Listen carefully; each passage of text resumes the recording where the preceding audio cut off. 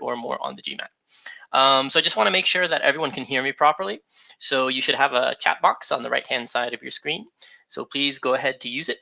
We'll be using this chat box relatively frequently throughout the webinar. So it is your friend. So please let me know if you can hear me properly. Go ahead and type into the chat box, David, we can hear you. No, we cannot hear you. Okay, cool. Volume's okay. Everything's okay. Awesome.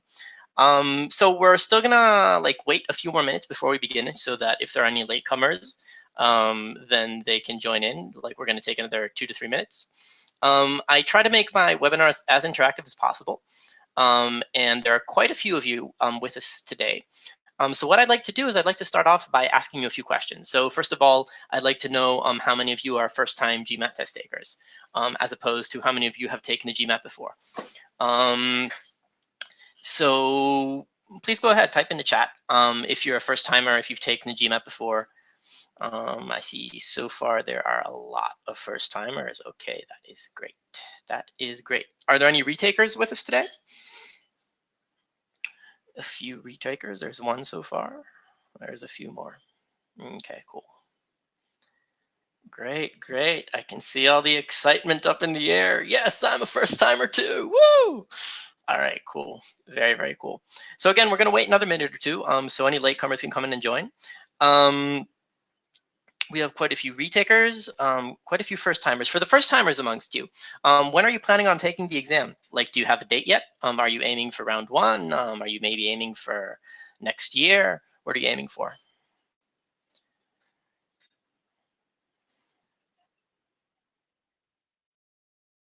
All right, so most people are aiming for this year. Most people are aiming from this year with about 2 months out, say 2 to 4 months from now, something like that.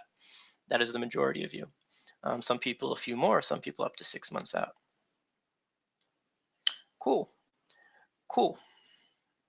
Very, very cool.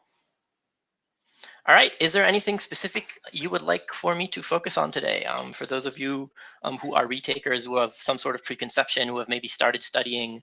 Actually, that is a good question. How many of you have already started studying for the GMAT? So how many are you coming completely blind? And how many of you, have seen a few questions before, sort of know what it's about?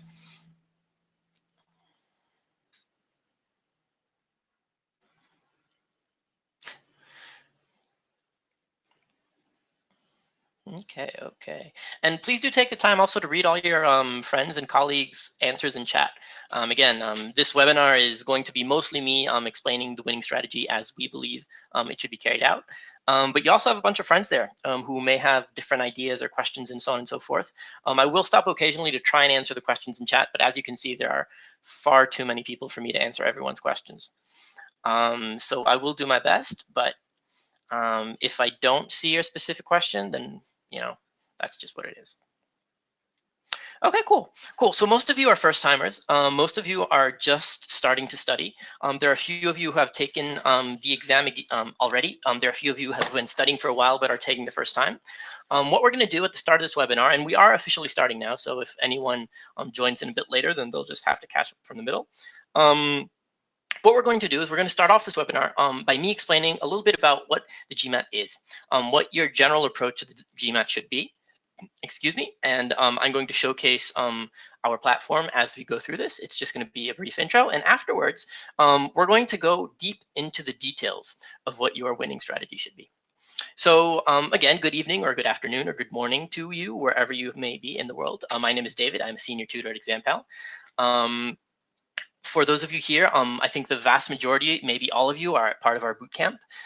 So great, and I hope you have a really successful bootcamp. There is a special offer for the next 48 hours for a 25% discount on any package you buy with us. Just use this code.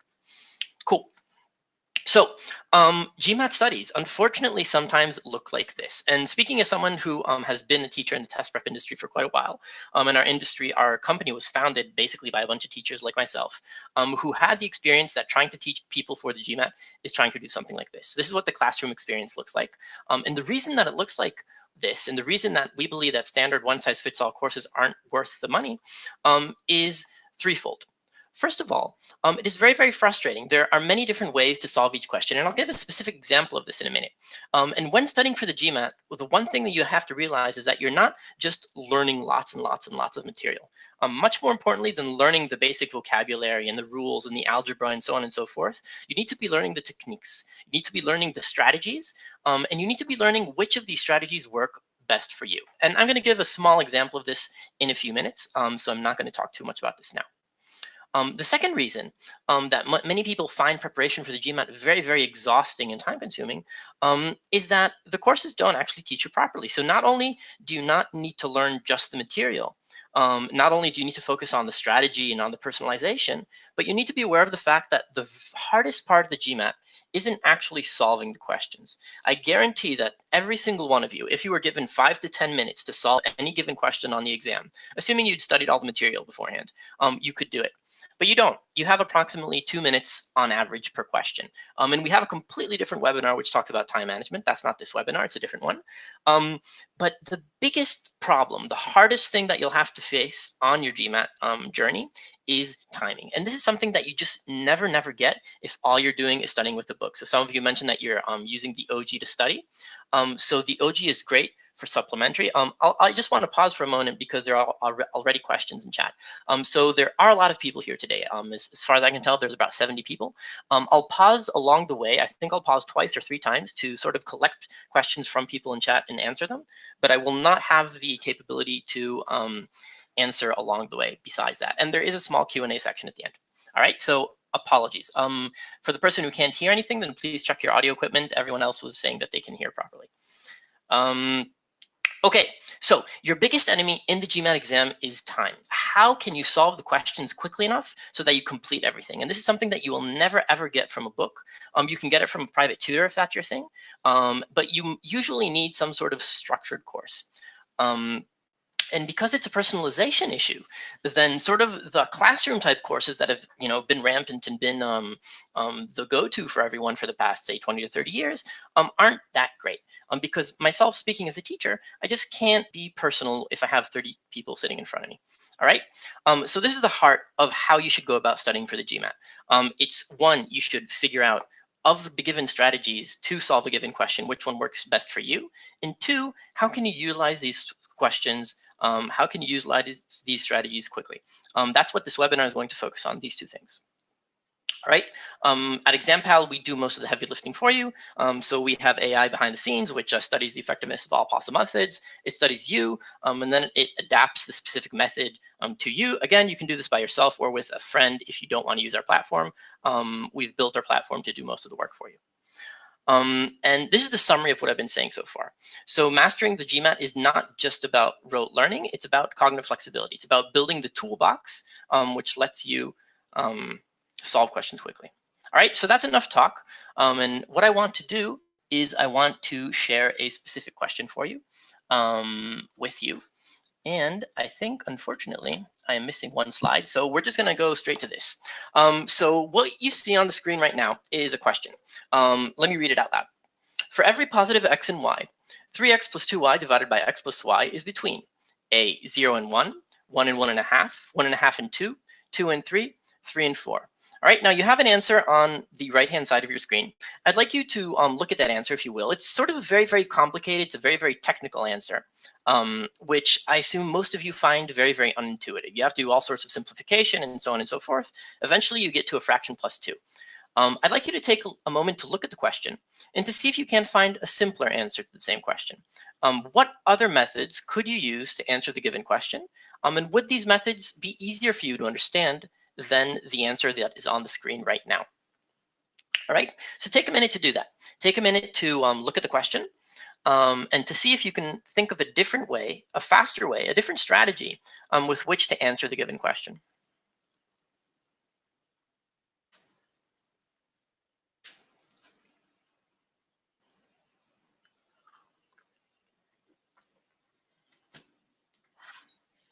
Just to make sure, are you all with me here?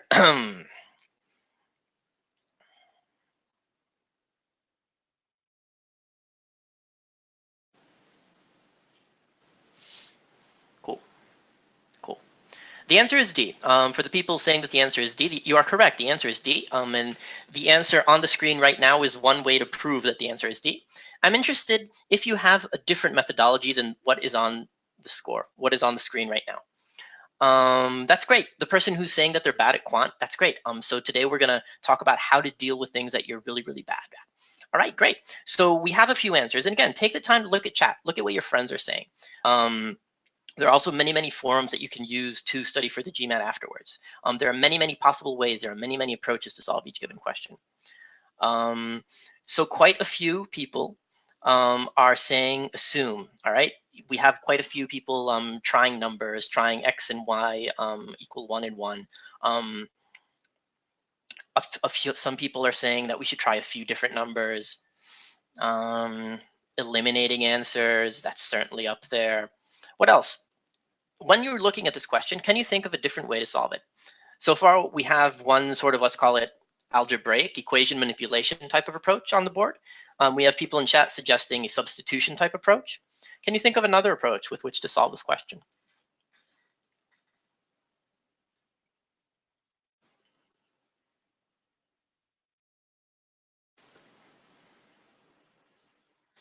We have someone starting to say take min and max. For the person who are saying eliminate B and C, you need to explain how you want to go about eliminating. You can't just eliminate anything you want. Just give another minute or two for people to type in, and then we will continue, and I will present a few other answers for this question.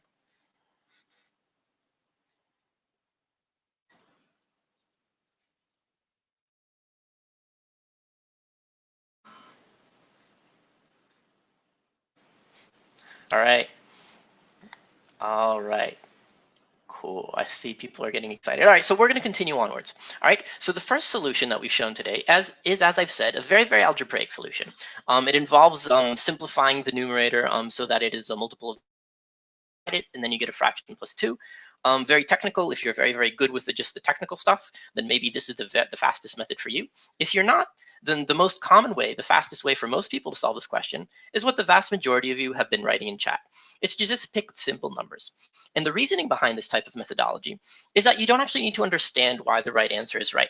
All you need to know is that 4 out of the 5 given answers are wrong, and then you can pick whichever answer is left because you know for sure that one of the 5 answers in front of you has to be correct. So in this case, if, for example, we pick x equals y, 1, and y equals 1, then we plug that into our expression. We get that the answer is 2.5. And then we see that a, b, c, and e, they can't possibly be the answer because we found a value of x and y for which the expression is not between 0 and 1. It's not between 1 and 1.5. It's not 1.5 to 2. It's not 3 to 4. So it must be between 2 and 3. It must be D. And this is a very, very fast way to solve this question. But notice that we haven't actually proved anything. So if, for example, I were to change x, then you need to do the calculation all over again. You wouldn't necessarily have some sort of intuition or some sort of way to explain why D is the correct answer. And this is what characterizes what we like to call the alternative approach to GMAT questions. It's trying to figure out which of the answer choices is correct, even if you can't fully explain it, even if the only answer you have is, well, like it can't be anything else. All right. A different type of approach, which we like to call a more logical approach, is usually based around fundamental properties, fundamental symmetries in the question itself. And in this case, what you would like to say is you could, for example, look at your answers. You could say, well, the answers are all sorts of various fractions or multiples or something like this. So really what we want to know is the numerator a multiple of the denominator? All right. And one way to see this is to say that, well, if you have only x's, so if your y's are really, really close to 0, then 3x divided by x is 3. If you have only y's, so your x is very, very, very close to 0, then you have 2y divided by y, which is 2. So that's one way to see that the multiple is somewhere with the numerator somewhere between. Another way to see it is to sort of zoom out and to say, how many times can I multiply the denominator until I get a numerator? So if I multiply the denominator, if I multiply x plus y by 2, then I get 2x plus 2y, which is smaller than the numerator. Okay, so we're small. We're definitely more than 2. If I multiply by 3, then I'm more. So it's between 2 and 3.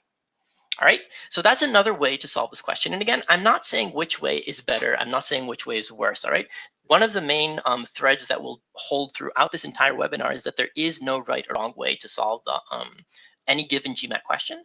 And this is also why we, for example, don't recommend studying with books. So for those of you who are basing your studies only on the OG, be careful, because the OG usually gives you only one specific method to solve any given question. And because it's the OG, it usually recommends sort of the maybe more formal, longer way, which is a really bad way. You need to have other tools with you. All right, so all of this together is to sort of tie into the slide that we had at the beginning, which shows the three really big problems that you're going to have to overcome while you're studying for the GMAT.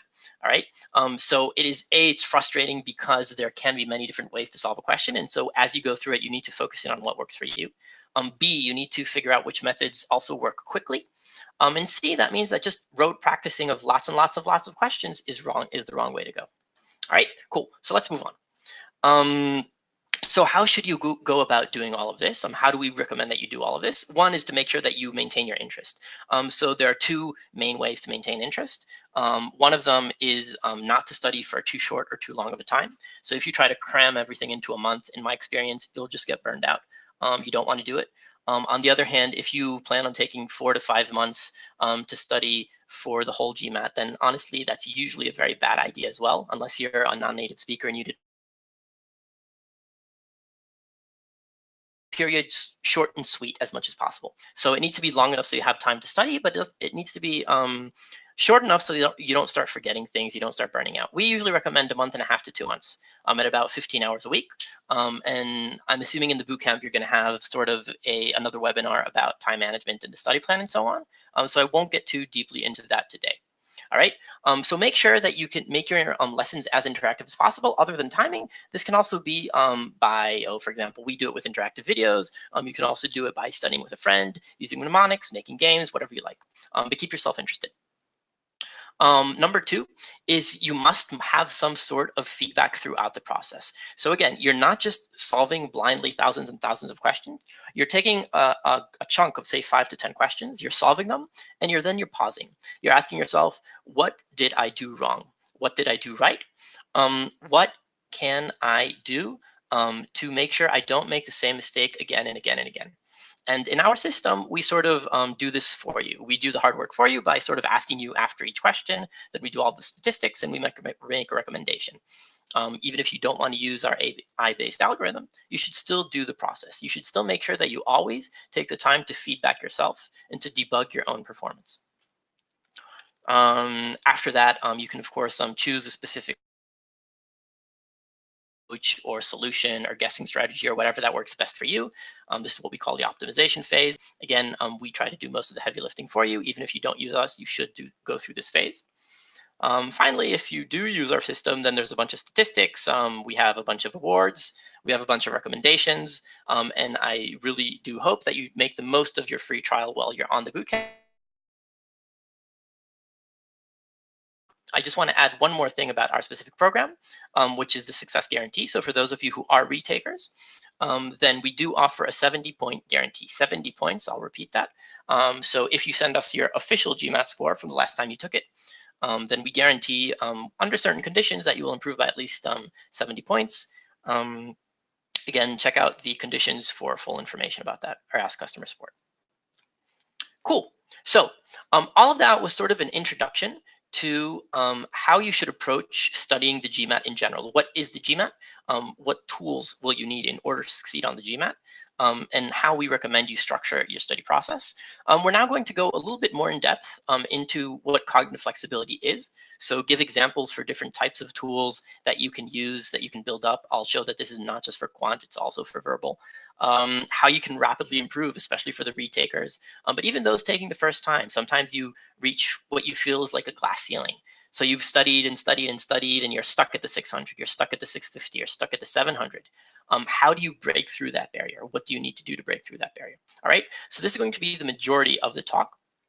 And so that means that this is a good time to pause for 2 minutes and see if there are any specific questions. So let's take sort of a 2-minute question break, and then we will continue. So questions, please.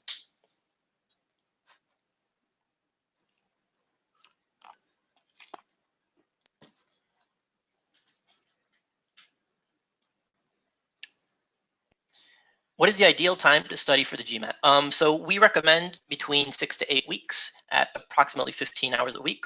This comes to around 100 to 120 hours total. And things do change depending on how much time you have and how prepared you are. But that's the general answer. Check out our time management and study plan webinars for more information.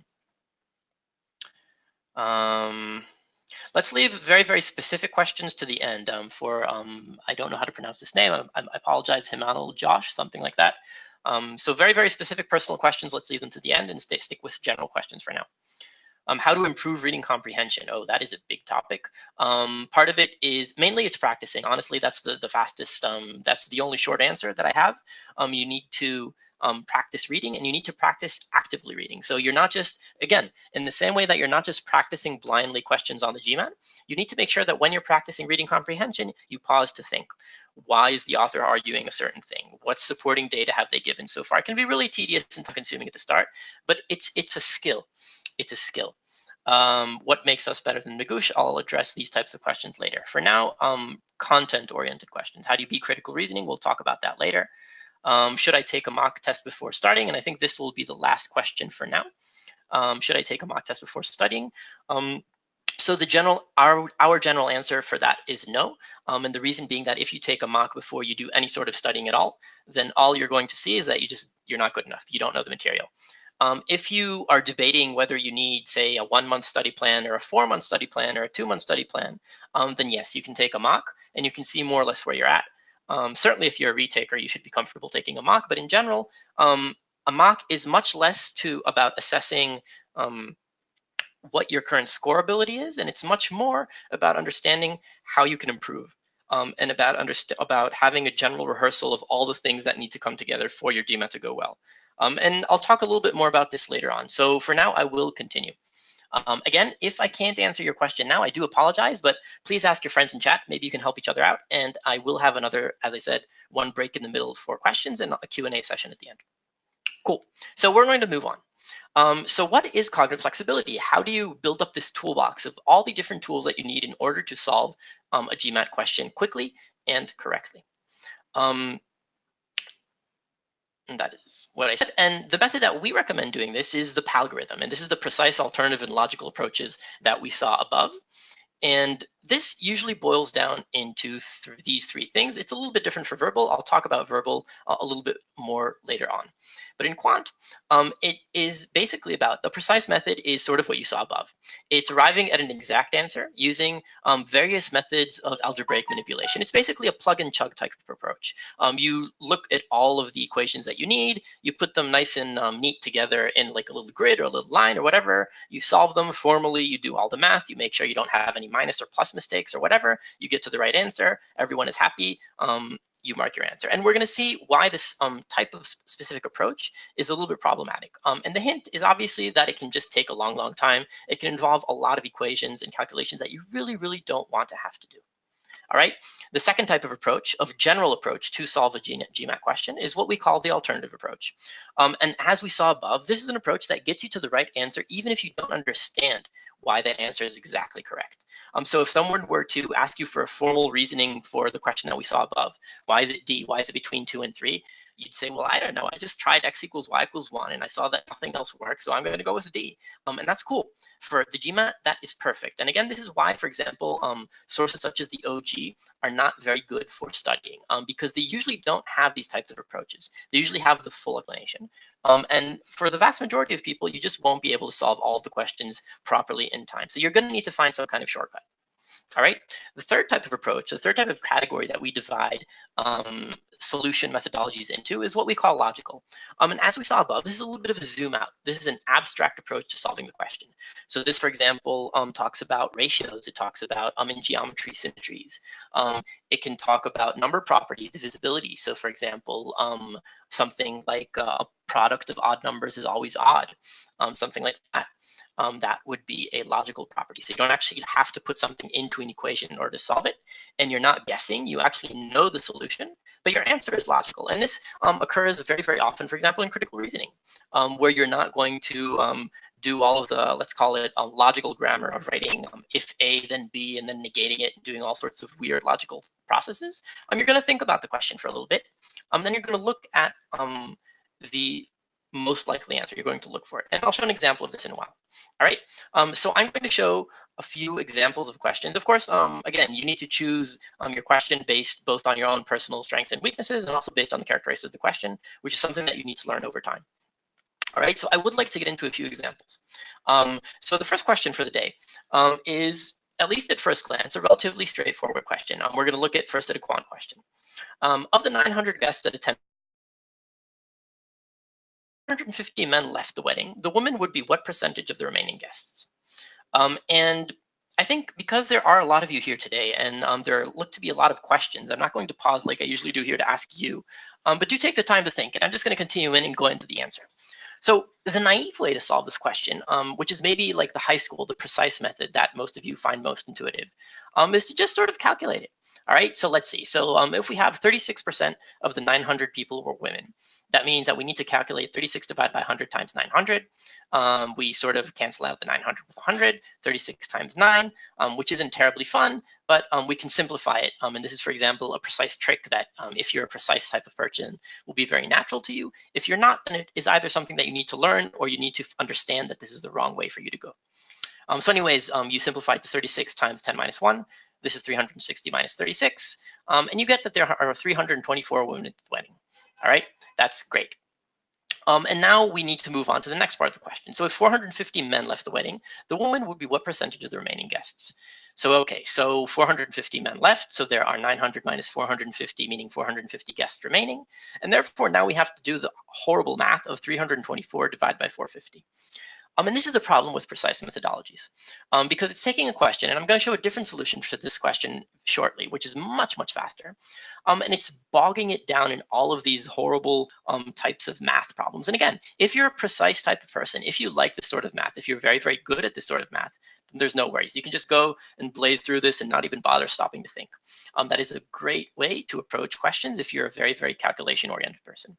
If you're not, then you're now stuck at 324 divided by 450. And you need to see, do you estimate this? Do you actually calculate it?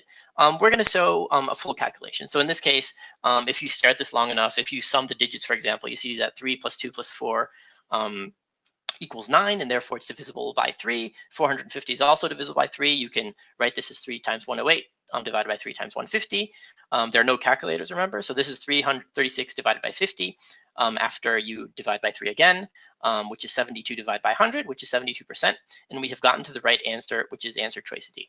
All right, and before showing the other method, I would like to emphasize that the advantage of precise methodologies is that they always work. So you're not taking any shortcuts. You're just, following the yellow brick road. You're putting in all of the equations one after the other. You're doing the math right. It might take you 5 minutes instead of 2 minutes, but if you do everything right, you're going to get to the right answer. And for those of you who this is a great worry for them, and especially if you're just starting out, if you're just working, then it might be worthwhile to go the long, yellow brick road path. Unfortunately, for the vast majority of us, doing all of these calculations takes far more than 2 minutes. So we can't actually solve a question like this by doing calculations. So we need to think of a different way to solve it. And that is what we're going to do. All right, so a different solution approach is a logical approach, and it involves zooming out. It involves using the logical properties that we talked about before. And essentially, we start by asking ourselves, what is the question asking us?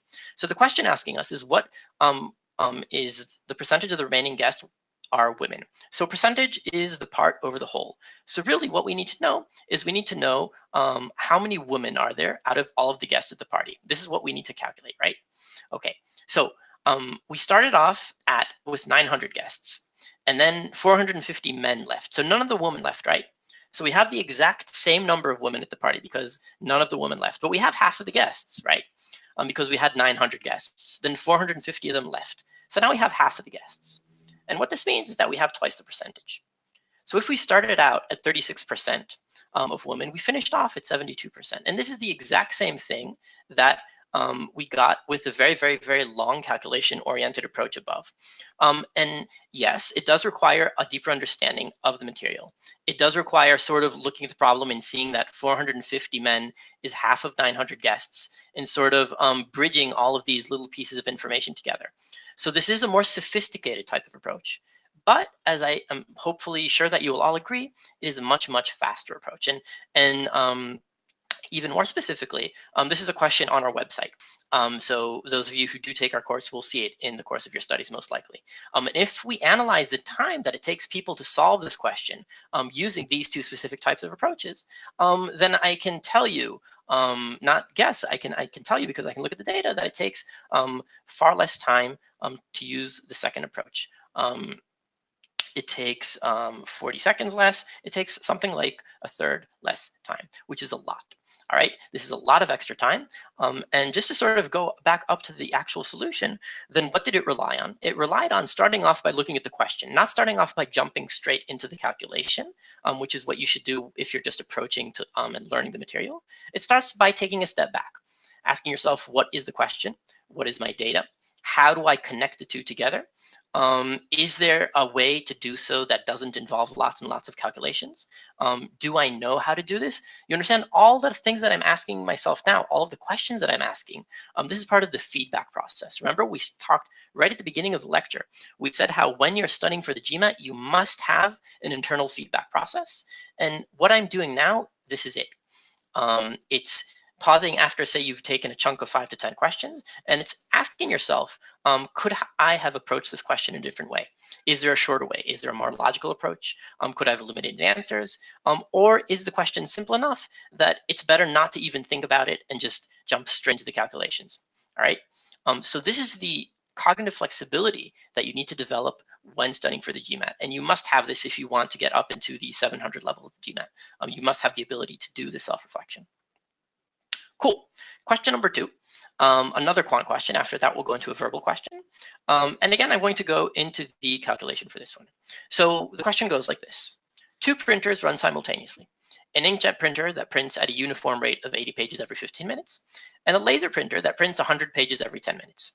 How many minutes will it take for them to print 230 pages while working together, of course?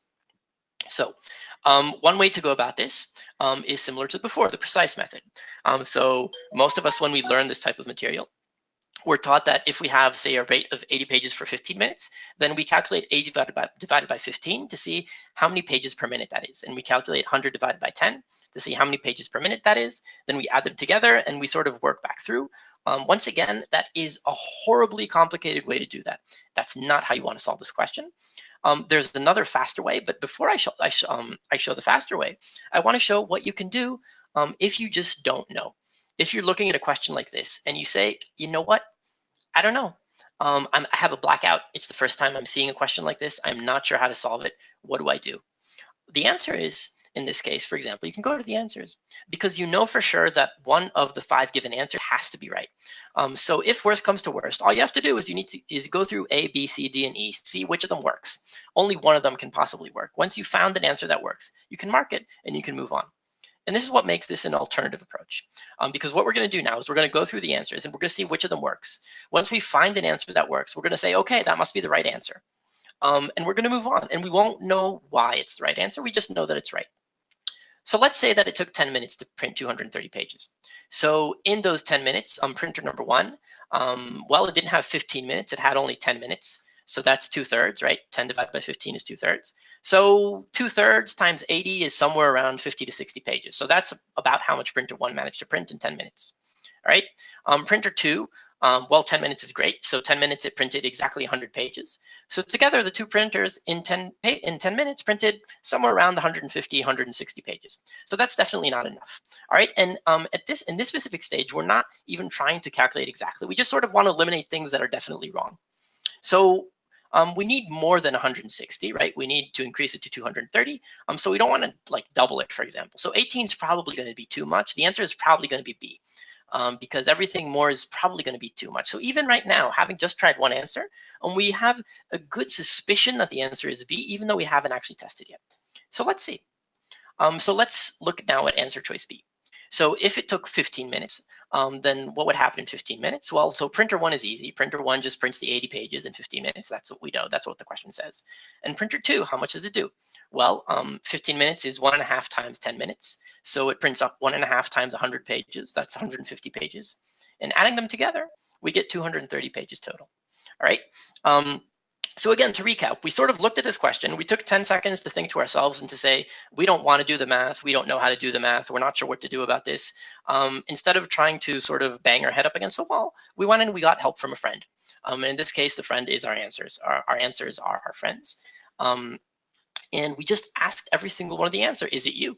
And when we found an answer which said, yes, it's me, then we marked it and we moved on.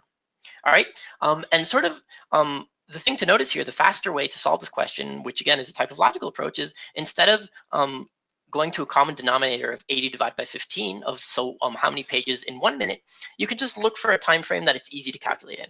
So for example, if we were to say how many pages in 30 minutes, just because 30 is it's a multiple of both 15 and 10, so it's easy to calculate. So we could say what happens in 30 minutes. So in 30 minutes, printer number 1 prints 80 times 2, which is 160 pages. And printer number 2 prints 100 times 3, which is 300 pages. That's very easy math, easy to do. So we can add them together to get 460. And then we divide that by 2 to get 230. All right. So again, the zoom out type of approach to this question isn't to jump straight into calculation. It's to ask yourself, what would a smart way be to calculate this? And this is something that you need to learn over time. This is experience. Very cool. Question number 3. Okay, so the next question is going to be a critical reasoning question. And especially because a few of you have mentioned problems in verbal before, then I'll just take a minute or two to talk about approaches to verbal in general. All right, so in order to do that, I'm going to go back up to the precise alternative logical slide that we had before. That is this slide.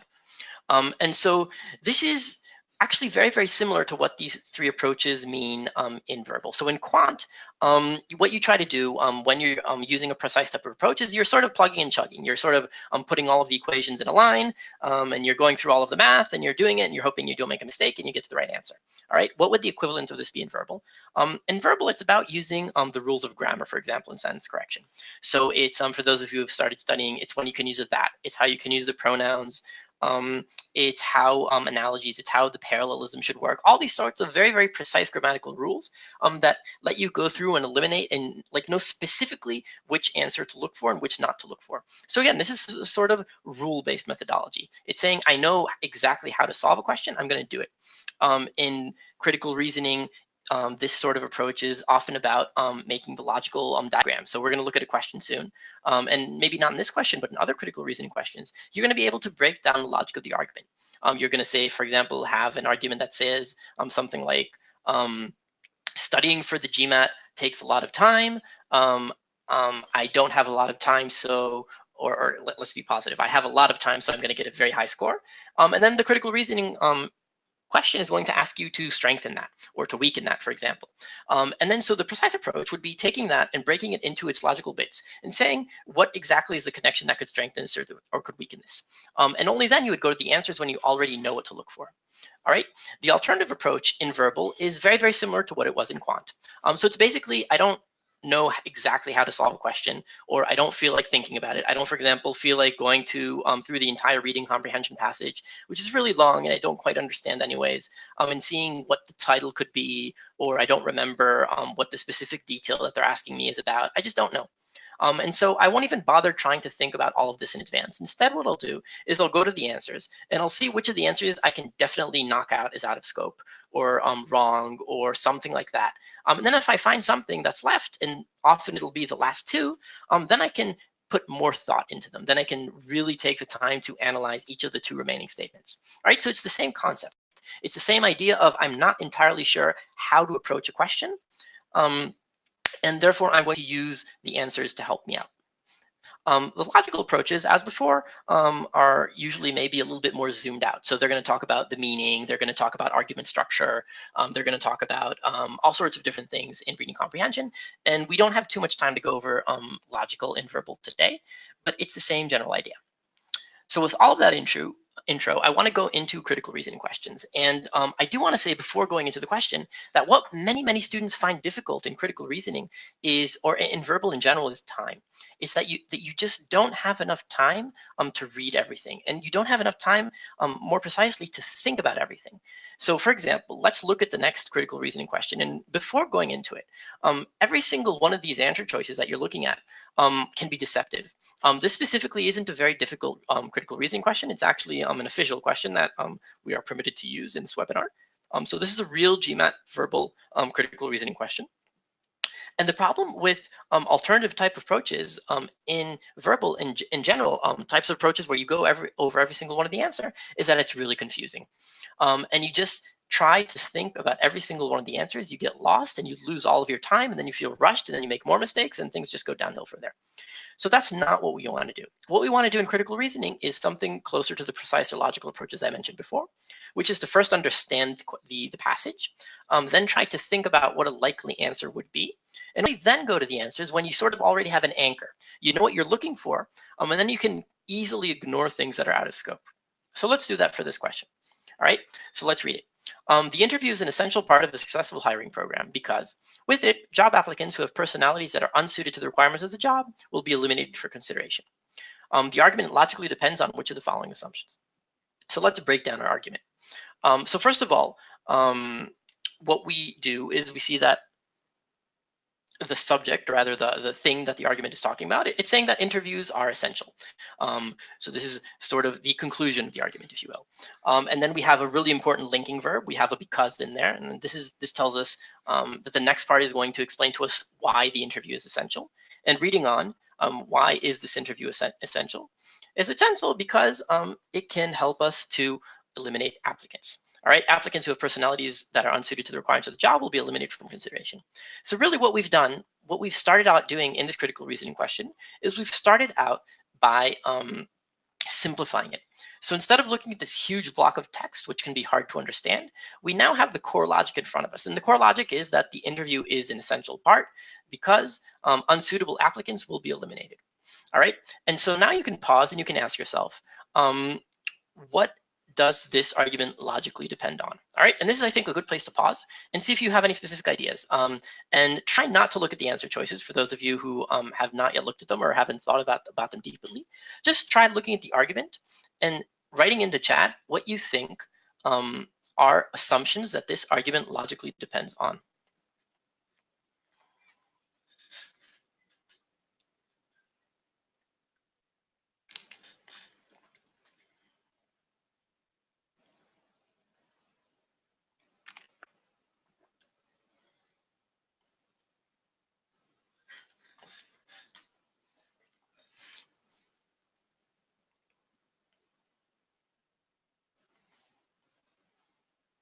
Come on, it's a brainstorming session. Let's see some brainstorming in chat. What does the argument on the board right now depend on? What are the assumptions behind it?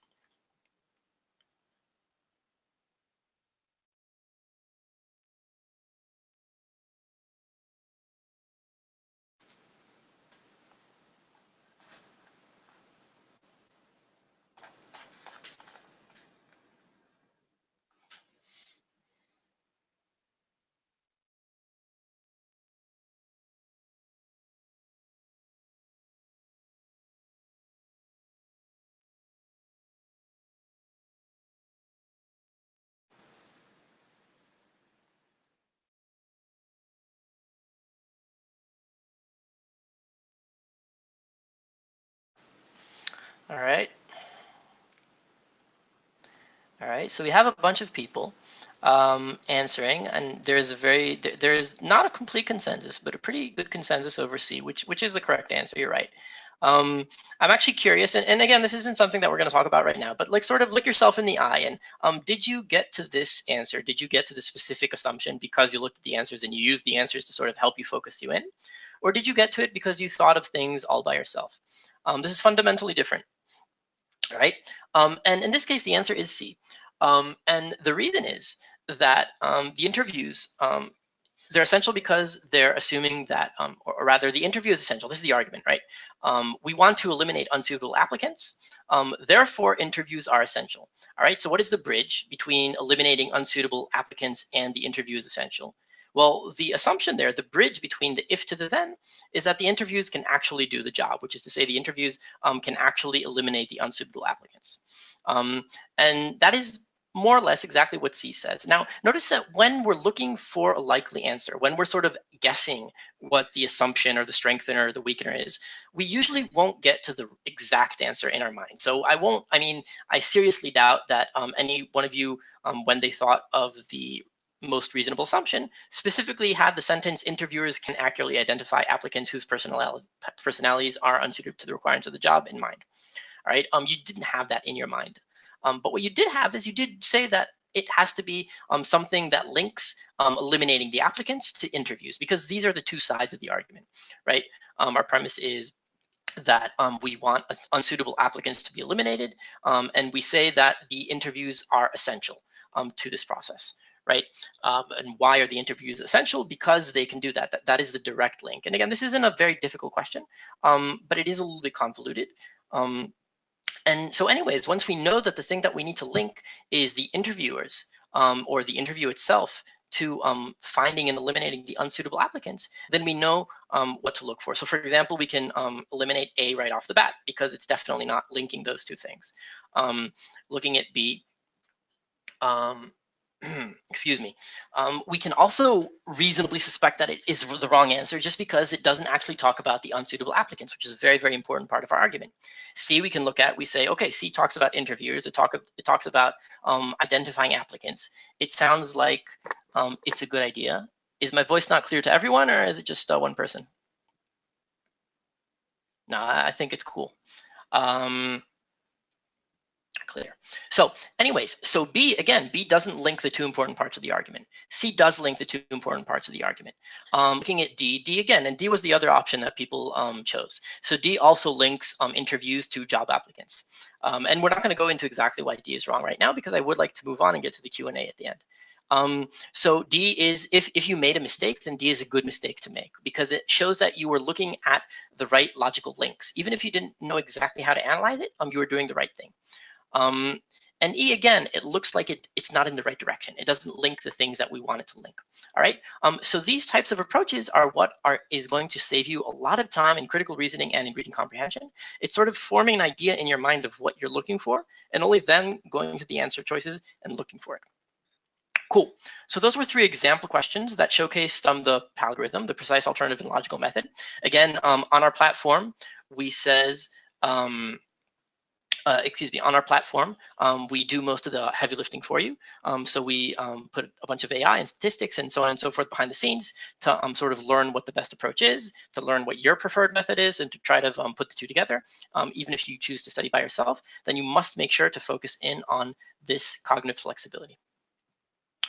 The next issue that we talked about, and I'm going to go through this a little bit quickly because I want to get to the Q&A, is rapid improvement. So if you hit that wall, that 500, 600, 700 wall, wherever it is, for most people, you've been studying for 2 months or so on, and you just can't get better. What do you need to do? How do you get through this? And the answer is basically summarized in this one word. Or rather in this sort of one phrase, which is that mistakes equal opportunities. And if we drill down into that, we get back to the feedback that we talked about before. And so you need to ask yourself, if you make a mistake, why did you make a mistake? Was it what we call a professional mistake? So did you just not know the material? You didn't know what remainders are. You didn't know the grammatical rule. You weren't familiar with the vocabulary, so on and so forth. This is a sort of type of mistake that should send you back to your initial materials. Okay. Someone's really worried about option D. I'll talk about that at the very end if I have time. Did you make a technical mistake? So for example, this is what we call a silly mistake. When reading the question, did you miss a piece of data? Did you miss the word positive, or did you miss the word integer? Did you make a plus or a minus type of mistake? Did you think that the answer was B but accidentally marked C? All these types of mistakes are reminiscent of focus. And this is tightly tied into time. So did you have enough time to do the question properly or not? And the last type of error, the last category of error rather, is the strategic type of error. And this is, for example, in the first question that we saw above, where we looked at a very, very, very long, precise type of solution, as opposed to a much, much shorter logical type of solution. It's looking yourself in the eye and asking yourself, am I approaching the question in the right way?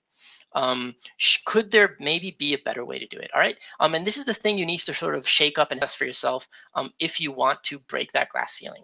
So once you hit that point where it's hard to improve, just doing more of the same isn't going to work. You're going to need to change up your game. And this is how you do it. I can't disable chat, unfortunately, as far as I know. Cool. Let's look on. And again, there will be another there will be another time period to answer questions. All right, and after you recognize mistakes and opportunities, you of course need to implement it. So this is just talking to yourself. It's making a nice error log, and it's working on it. We've already gone through this. The last part, and before we go right into the Q&A session, is how do you bring this all together? So we've talked about the cognitive toolbox, the things you need to develop. We've talked about the study time, which is, say, the rapid improvement. And so how do you put this into one plan? So we recommend 6 to 8 weeks, which isn't too short, it isn't too long. It's about 120 hours. This is the breakdown on our website if you want to go into it. I will add what I said before, that if you have difficulty with English, if you're not a native English speaker, or your grammar isn't very good or whatever, you might want to add an extra month onto that. So just take the first month to just improve your reading speed, your comprehending speed, your vocabulary. This is like the basics. If you can get your reading speed up, you'll find that the rest of your GMAT becomes much, much, much easier. All right, and the best way to do this is to read. So we recommend daily reading, and you know what? Let's go on into the actual plan. So again, on our website, we have a course trail that sort of walks you through everything in a step-by-step manner, very clean, very clear. We recommend dividing things into 2-day study sessions. So day 1 is more about learning the basic material. It's learning the rules. Maybe it's refreshing your memory from high school or college. Some of you have probably been working for a while. This sort of thing. And then day 2 is to practice, is to try and implement everything you've learned. And of course, it's an iterative process, so it goes back and forth, but this is the general outline. And we do recommend reading every day. And to go back again to the person who's asked how to improve reading comprehension, then the way to improve reading comprehension is by actively reading. So it's, for example, by taking The Economist or The Times or another very, very high quality newspaper. And when reading it, asking yourself, what is the author arguing? How are they supporting their argument? Why is this what they're trying to say? Sort of, what is their opinion? Are they positive about this? Are they negative about this? So when we say daily reading, we don't just mean reading a novel. We mean reading something that is, let's call it GMAT quality, and thinking about it while reading. So that is what we recommend you do. After you've done all that, you need to review. I haven't spoken much about the CATs. It's very, very important to say this about the CATs. The CATs are not only to assess your current score level. So when you take a CAT, yes, you do want to know if you're at 550 or 750. Of course, that's a goal. But that's not the main goal. There are 2 main goals of taking practice exams. Goal number 1 is to do a general rehearsal for the exam. So this is, you want to see if your stamina is good enough. You want to see if your timing is good enough. You want to see if you can focus. You want to see if you get distracted. You want to test all of these psychological parameters that you don't usually see when you're just doing, sets of 5 to 10 questions. All right. And to do this properly, you want to take the CAT in one sitting. You want to find yourself a quiet place, have like the 3 to 3.5 hour block. You don't have to do the AWA or the IR. Just do the quant and the verbal. It's fine. So take a quiet block of time, do the quant and the verbal, take only the breaks as you have them exactly on the exam. And all of this together will help you assess if you're psychologically ready. The other reason to do a CAT is, again, not to assess the score. It's to use it as a learning tool to help yourself identify those questions that are time sinks for you, to help yourself identify the questions where you tend to make silly mistakes on, and therefore you should take more time on. All these sorts of things, this is the most important part of the CAT.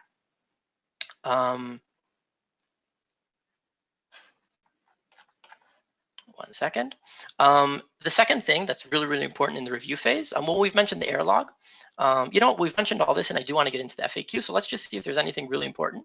There is one more thing that's really important, which is you must take a day off. The day before your GMAT, think yourself as a star athlete. So on like the GMAT day, you want to be super focused, you want to be clear, you want to be energized, you want to be everything. That means that the day before the GMAT, you don't want to kill yourself. Don't do a 12-hour study day the day before the GMAT. Take, at most 2 to 3 hours and spend the rest of the time resting and energizing. Cool. That is the summary of everything we've gone over today. And we are now, I'm just going to put this special offer back up on the board. And we are now back to the Q&A session for the rest of the period. Officially, this goes on for another 7 or so minutes, but based on how much you want, we can sort of make it a little bit longer as well. How to improve reading as well as comprehension. I think I addressed this earlier. It's by practice, and it's specifically by actively reading. It can take time. You might need a dictionary with you while you're doing it. If you find that your reading is really subpar as opposed to the score that you need, then maybe even take 2 months for it. Unfortunately, reading is one of those things that it's very hard to improve quickly. It's something that takes time to develop. So that's all the short answer I have right now. Do I have a cheat sheet document online link with tips, strategies per topic? So the answer, there are two answers. Answer number one is that everything is in our course. So, feel free to sign up and you'll see everything there. We don't have a downloadable, freely available cheat sheet, mainly because we don't believe that there is one. Because as you've seen, there are many different ways to solve the same question, and I just can't list them all. What I can give you is, while you're going along the way, I can show you many different types of solution strategies and ask you to write down for yourself what works best for you. And this is the way you should build your own cheat sheet. Oh my God, someone's really anxious about answer D. You know what? The person who's 116, who's interested in answer choice D, how about you pop over to chat later on, sort of to like the chat on our website, and let's talk about it there, because I don't want to address it right now, because there are just so many other questions, if that's okay with you. So just pop over to chat and we'll talk about it. May I know the package price for a year? Just check out our pricing page. Type in, I think it's examPAL at GMAT /pricing, and so on. I don't remember the exact details. Can you display the screens of the study plan?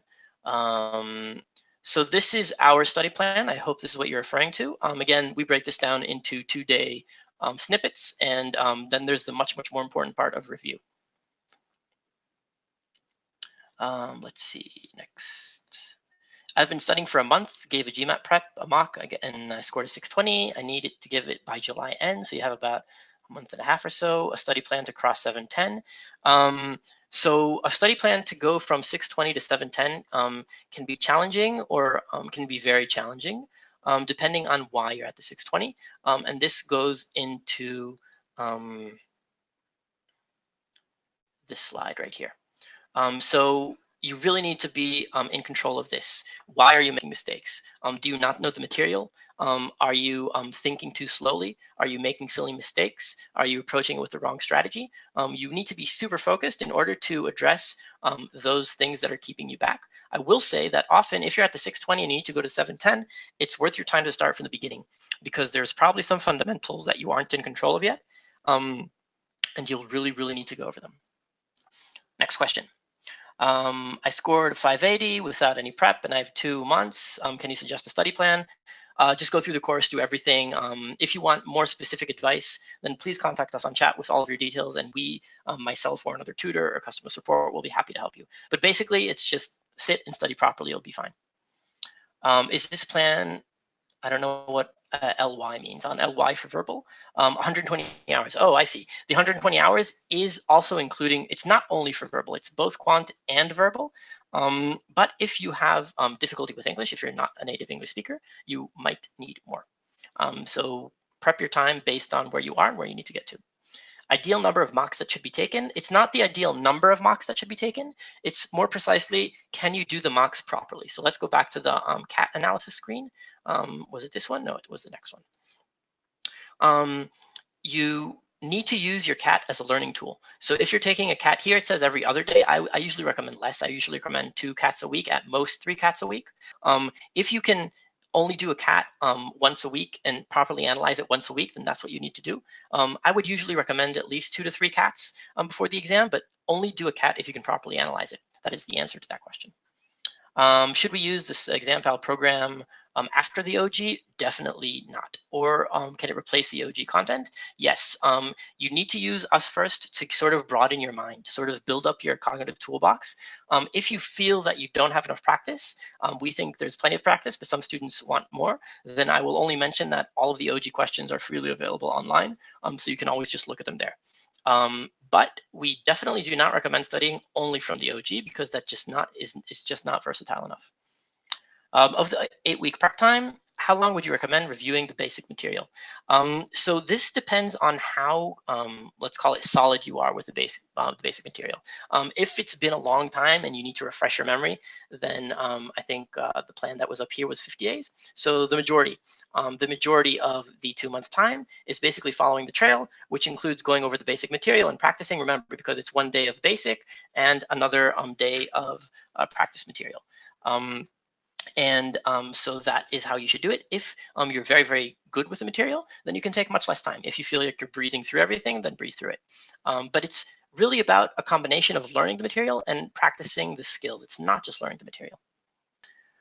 Why examPAL over the other providers? It's the personalization. To be honest, that is our main highlight. It's sort of like having me talking to you, if you like, while you're studying. So that's basically what the system does. It looks at over your shoulder as you're studying.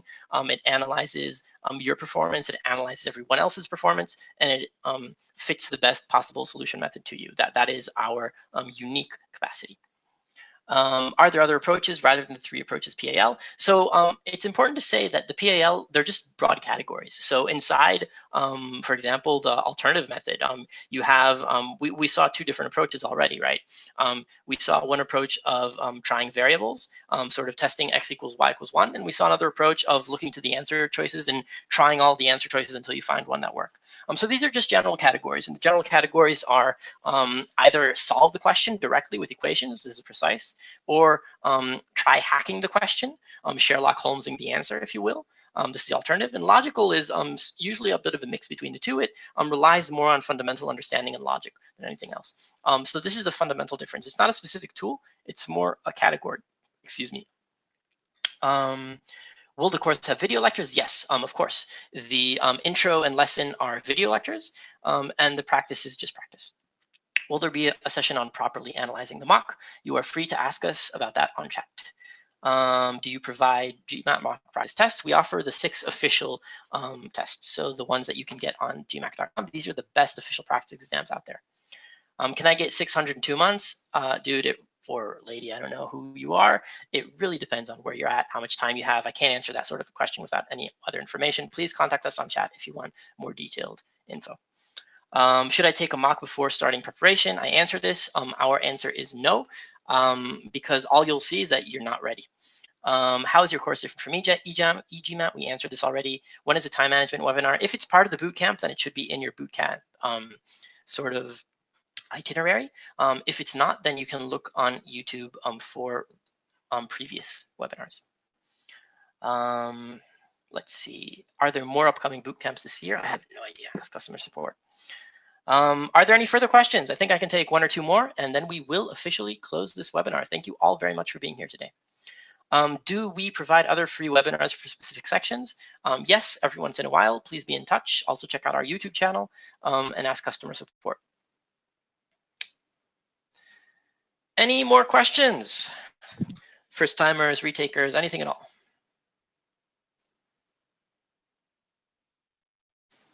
I'm not the person who's saying they're from another country. I'm not entirely sure what you mean about the procedures. If you mean about actually taking the exam, then please look on the official MBA.com website for all of the country-specific information. If you're talking about the test prep course, then there's no difference. Are grammar rules the key to crack SC? And I think this will be the last question I answer for today. The answer is yes and no. Yes, they are key, because if you don't know the right grammar rules, then you will not be able to figure out what the wrong answers are, what the mistakes are. But the answer is no, because a lot of it is about meaning. So you also need to understand what the question is talking about. And if you just get lost in is the which after the comma okay or not okay, is this pronoun ambiguous or not ambiguous, you're not going to make it. You're just going to confuse yourself. So it's a combination of grammar and meaning. Okay, thank you very much, everyone. And again, have a great evening, day, morning, afternoon, wherever you are. I hope you enjoyed. We are open to more questions, comments, and so on and so forth on chat. Just check us out. Again, there is a special offer for those of you with us on your bootcamp. And best of luck in your GMAT journey and for the rest of life. How much did I score? I think that's way out of scope, but I scored very, very well. Okay, goodbye.